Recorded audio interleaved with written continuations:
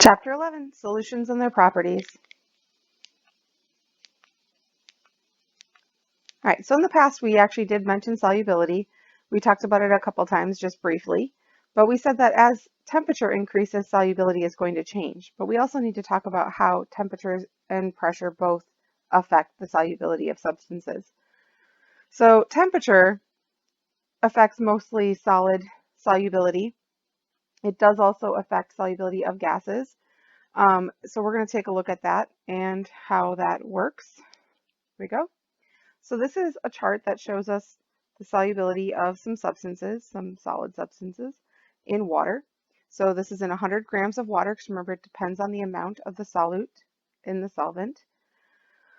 How much solute will be able to be dissolved in the solvent depends on what is the solvent, water, and how much of it we have, and temperature. So this is showing us how most substances are going to be more soluble as temperature increases.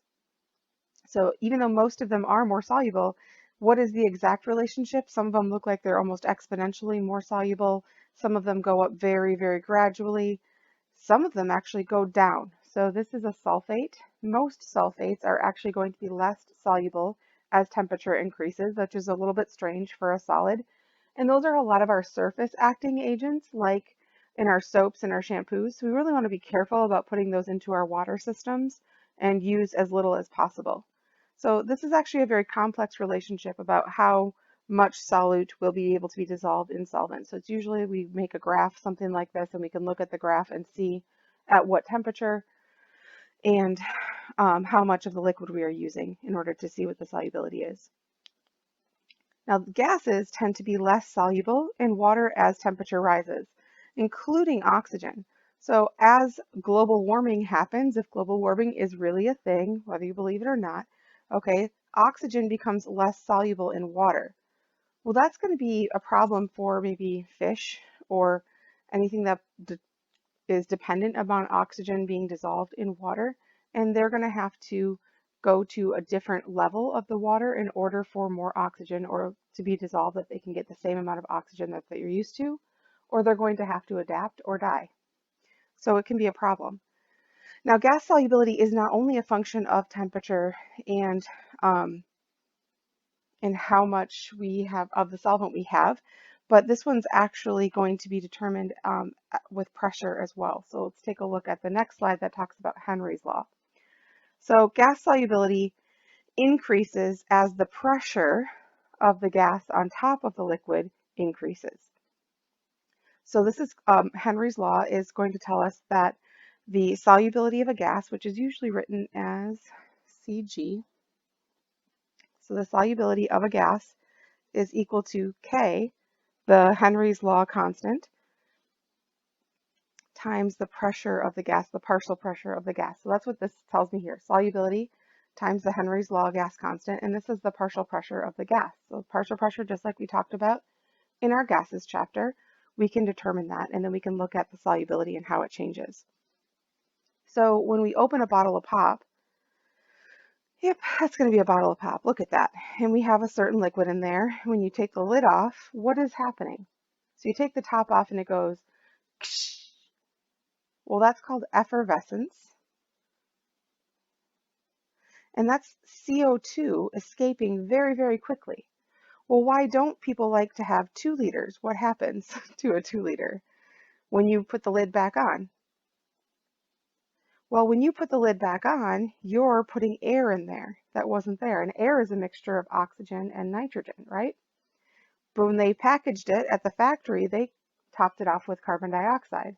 So this tells us that the pressure of the gas in particular is going to be determined by how much is going to be dissolved in the liquid.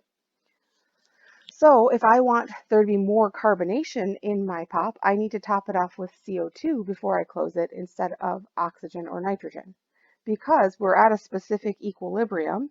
And when we remove this pressure and we put different gas particles up here, those different gas particles are going to start to dissolve into the liquid, and we will get a new equilibrium that forms. So this one's actually just increasing the pressure.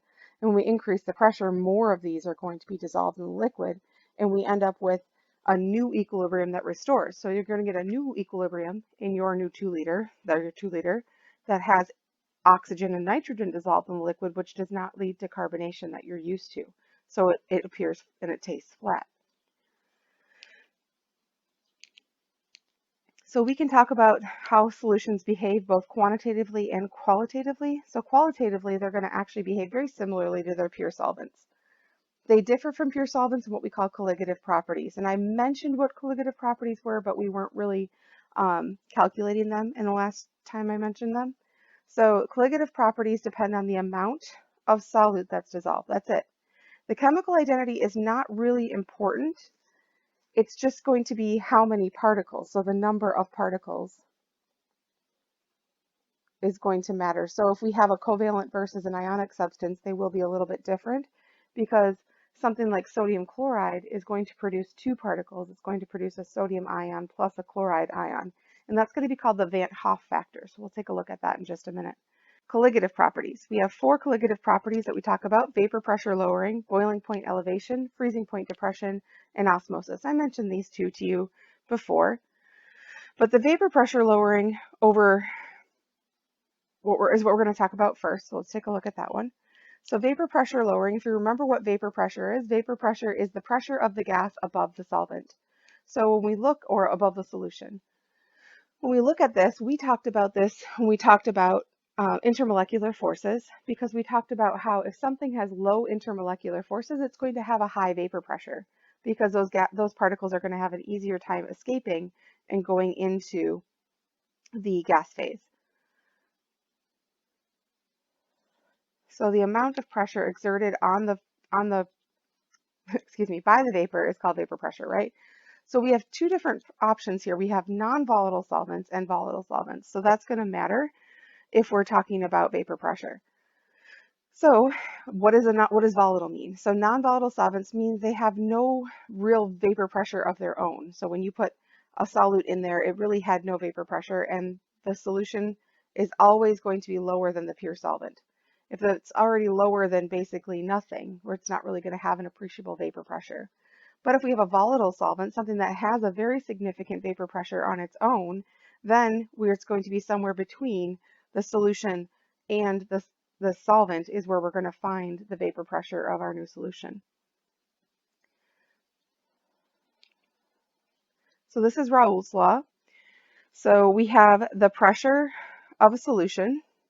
So the pressure of a solution is going to be equal to the vapor pressure of the solution, or the solvent here. Let's see. So the vapor pressure of the solution is going to be equal to the pressure of the solvent times the mole fraction of the solvent.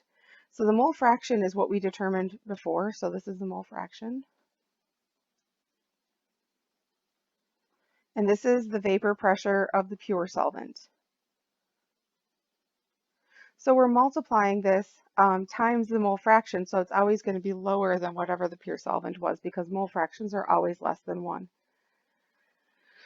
So if solute concentration is low, solute and solvent have similar molecular sizes and similar types of intermolecular attractions.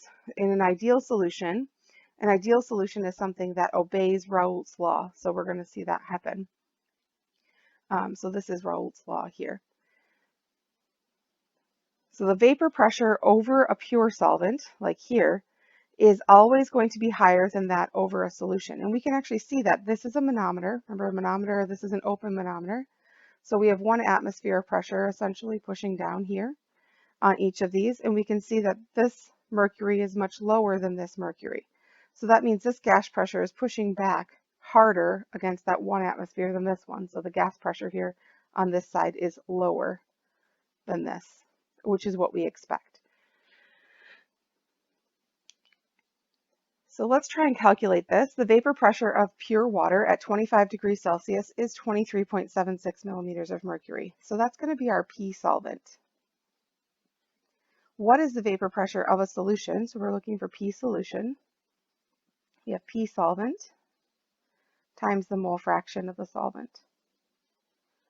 So the vapor pressure of a solution made from 1 mole of glucose and 15 moles of water. 1 mole glucose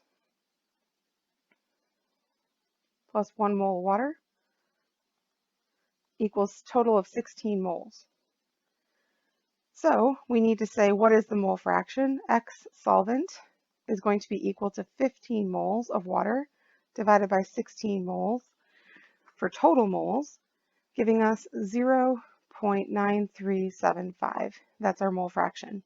So we're going to just look at this problem. P solution is equal to P solvent, which is 23.76 millimeters of mercury, times, let's just do this, 0.9375. So 0.9375 times 23.76 gives us 22.275, and we can have four significant figures, so 22.28 millimeters of mercury is our P solution. So that's the pressure of our solution.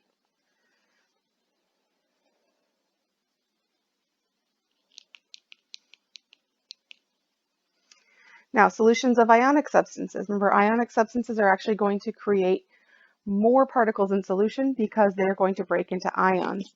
So they're going to have a vapor pressure that's significantly lower than what's predicted because of what's called ion dipole forces.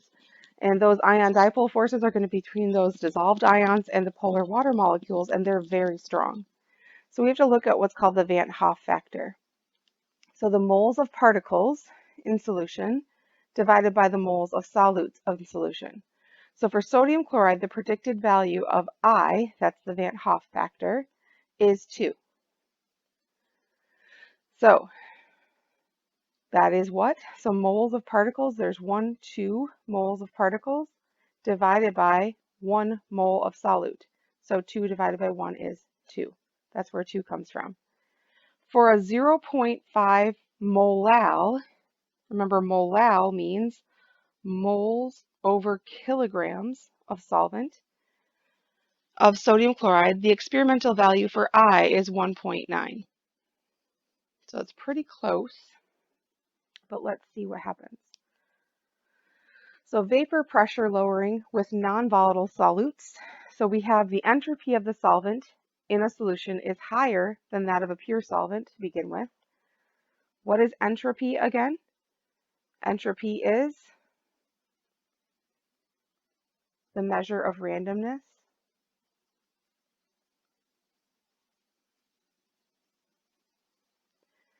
So the delta S of vaporization is smaller for a solution than it is for the pure solvent to begin with. This is what we're seeing here. So this is the S vapor, S solution, S solvent. So when we see the result, the vaporization of the solvent from a solution is actually less favored because it's going to become more ordered.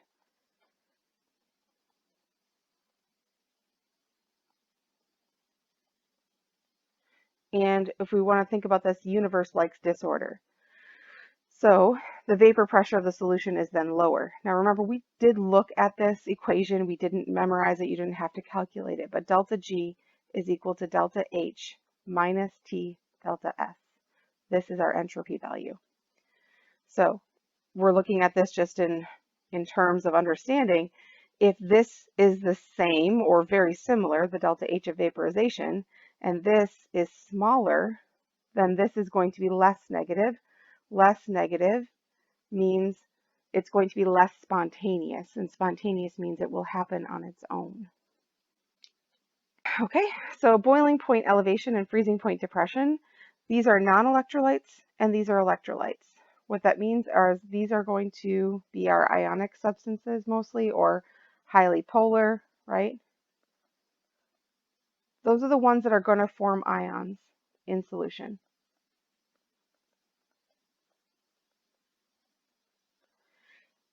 These ones do not form ions. So here we have, what is it going to affect? So the change in the temperature of the boiling point, and this is the change in the temperature of the freezing point. This is a constant times the molality. This is a constant times the molality. The change in the boiling point for an electrolyte is the same thing, except we have to multiply it by I, which is that Van't Hoff factor that we just looked at. So boiling point elevation, normal boiling points for pure liquids are measured at 1 atmosphere of pressure.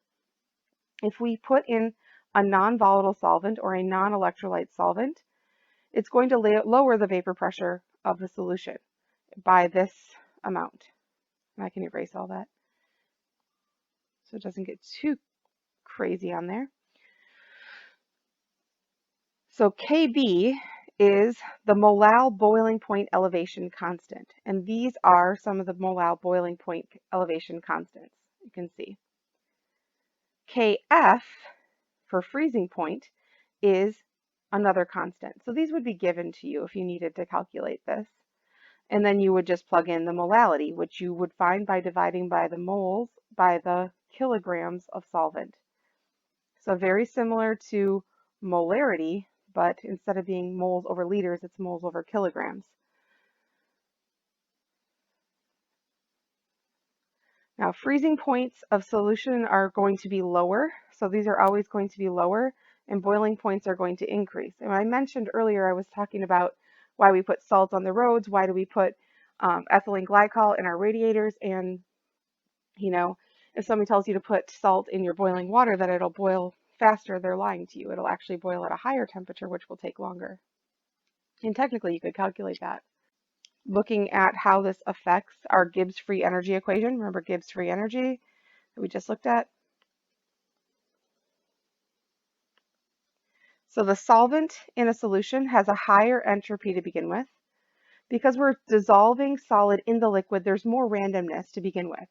So the delta S of vaporization is going to be smaller for the solution than it is for the pure solvent. So this is the same as we just talked about. So as a result, the boiling point of the solution is going to be higher than that of the pure solvent. So let's take a look at this just in grand terms here. We look at this delta H of vaporization is actually going to be similar. This is going to be smaller, so that'll give us a larger number here. So we're going to have a larger boiling point. Freezing point, this is all very similar here, but the delta H of fusion is the same or similar. But the delta S of fusion, we're going to be seeing that this is actually larger for a solution because it's still going to be a little bit more random. So if this has got a larger denominator, this is going to be smaller. So what is the freezing point in degrees Celsius of a solution prepared by dissolving 7.4 grams of magnesium chloride into 110 grams of water? The Van't Hoff factor for magnesium chloride is 2.7. All right, so calculate first the moles of magnesium chloride. Well, we all know how to do that. 7.40 grams divided by the molar mass. That hasn't changed. So the molar mass of magnesium chloride gives us moles of magnesium chloride. So this cancels, and we're left with 0.0776 moles of magnesium chloride. Then we need to calculate the molality. Molality is moles divided by kilograms. Well, 110 grams of water, 110 grams, there are 1,000 grams in 1 kilogram. So we divide by 1,000. So 110 divided by 1,000 should be what? Yes, 0.110 kilograms. And we just take the moles and divide by the kilograms. 0.0776 moles divided by 0.110 kilograms. And we get 0.0776 divided by 0.110, 0.70545445, repeating. Okay, I'm actually going to get rid of that because I have this in the PowerPoint. So I rounded that to 7.1 just for funsies, right? All right, so we're going to go on to the next slide where I have the calculation. Calculate the freezing point of the solution. In order to do that, we put this in the molality into the equation that we calculated. So this is the KF here. This is from a chart. This is the molality that we calculated, and this is the Van't Hoff factor that was given. And when we do that, we get negative 3.6. Now, negative 3.6, we're going to add that to the original boiling point of the solvent, which in this case is water. and was 0. So overall, we get the negative 3.6 is the boiling point. So if it says calculate the freezing point depression, 3.6 would be fine. But if it says calculate the new freezing point, you would have to add it back to the original freezing point of the solution. And that's it.